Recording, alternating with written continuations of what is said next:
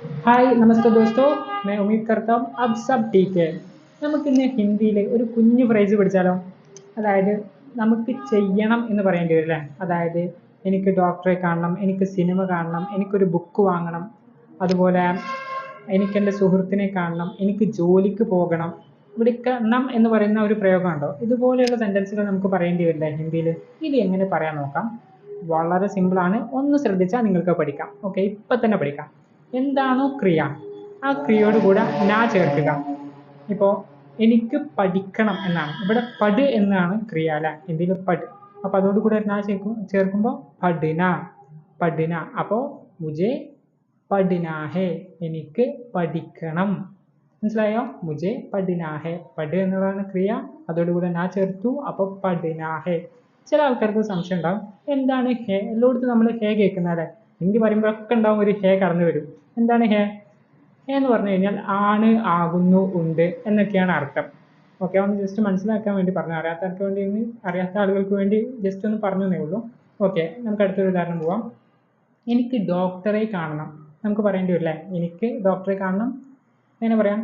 ഇപ്പോൾ നമ്മളൊരു യാത്രയിലൊക്കെ ആണെങ്കിൽ പെട്ടെന്ന് എന്തെങ്കിലും പ്രശ്നം ഉണ്ടെങ്കിൽ നമുക്ക് പറയേണ്ടി വരും. നമ്മൾ കേരളത്തിലല്ല പുറത്തെവിടെയെങ്കിലും ആണെന്നുണ്ടെങ്കിൽ നമുക്ക് പറയേണ്ടി വരുന്ന ഒരു ഡയലോഗാണ് പറയേണ്ടി വരും. അപ്പം എങ്ങനെ പറയാം?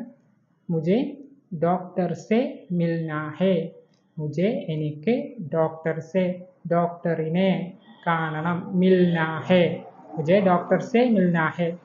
ഈ സെ എന്ന് പറയുന്ന പ്രയോഗമുണ്ട് ഇവിടെ, നിങ്ങൾ അതിനൊരു 4-5 അർത്ഥങ്ങൾ വരുന്നുണ്ട് ഹിന്ദിയിൽ. ഇവിടെ ഡോക്ടറിനെ എന്ന് പറയുന്ന ആ ഒരു സംഗതി കിട്ടാനാണ് സേ കൊടുത്തത്. ഡോക്ടറിനെ എന്ന് പറയുന്ന ആ ശബ്ദമില്ലേ, അത് കിട്ടാനാണ് ഇവിടെ സേ ഉപയോഗിച്ചിരിക്കുന്നത്. അപ്പോൾ മുജെ ഡോക്ടർ സെ മിൽനാ ഹേ. ഓക്കെ, ഇനി അടുത്തത് എനിക്കെൻ്റെ സുഹൃത്തിനെ കാണണം. എങ്ങനെ പറയാം? എനിക്കെൻ്റെ സുഹൃത്തിനെ കാണണം, മുജെ അപ്ന ദോസ്ത് സെ മിൽനാ ഹേ, മുജെ അപ്ന ദോസ്ത് സെ മിൽനാ ഹേ, എനിക്കെൻ്റെ സുഹൃത്തിനെ കാണണം. ഇനി എനിക്കൊരു ബുക്ക് വാങ്ങണം. എങ്ങനെ പറയാം? എനിക്കൊരു ബുക്ക് വാങ്ങണം, മുജെ ഏക് ബുക്ക് ഖരീദ്നാ ഹേ. ഇവിടെയൊക്കെ നിങ്ങൾ ശ്രദ്ധിച്ചോ, നാ മറക്കരുത്. എന്താണോ ക്രിയ, ആ ക്രിയയോട് കൂടെ നാ ചേർക്കുക, ഹേയോട് കൂടെ അവസാനിപ്പിക്കുക. അപ്പോൾ ആ കാര്യം ചെയ്യണം എന്നാകും. മുജെ ഏക് ബുക്ക് ഖരീദ്നാ ഹേ, എനിക്കൊരു ബുക്ക് വാങ്ങണം. ഓക്കെ, അടുത്തൊരു ഉദാഹരണം. എനിക്ക് മാനേജറെ കാണണം, എനിക്ക് മാനേജറിനെ കാണണം, മുജെ മാനേജർ സെ മിൽനാ ഹേ, മുജെ മാനേജർ സെ മിൽനാ ഹേ, എനിക്ക് മാനേജറിനെ കാണണം. അടുത്തൊരു ഉദാഹരണം. എനിക്ക് വരണം, എനിക്ക് വരണം എന്നുള്ള എങ്ങനെയായിരിക്കും പറയാം? എനിക്ക് വരണം എന്നുള്ളതിന് മുജെ ആനാ ഹേ, മുജെ ആനാ ഹേ. ഇവിടെ ആ എന്നുള്ളതാണ് ക്രിയ, അതോട് കൂടെ നാ ചേർത്തു, അപ്പോൾ ആന. ഹേ കൂടെ അവസാനിപ്പിക്കുമ്പോൾ മുജെ ആനാ ഹേ, എനിക്ക് വരണം. അങ്ങനെയാണെങ്കിൽ എനിക്ക് പോകണം എന്നാണെങ്കിലോ? നിങ്ങൾക്കൊന്ന് പറയാൻ പറ്റുമോ എന്താണ് ക്രിയ? ഏതാണ്? ജ എന്നാണ് അല്ലേ? നിങ്ങൾക്കൊന്ന് ട്രൈ ചെയ്യാൻ പറ്റുമോ? ഓക്കെ, ഞാൻ പറയാം. മുജെ ജാനാ ഹേ, എനിക്ക് പോകണം, മുജെ ജാനാ ഹേ, എനിക്ക് പോകണം. ഇനി അടുത്തത്, എനിക്ക് കുറച്ച് സാധനങ്ങൾ വാങ്ങാനുണ്ട്. ഇതെങ്ങനെ പറയാം? എനിക്ക് കുറച്ച് സാധനങ്ങൾ വാങ്ങണം, മുജെ കുച്ച് സാമാൻ ഖരീദ്നാ ഹേ, മുജെ കുച്ച് സാമാൻ ഖരീദ്നാ ഹേ.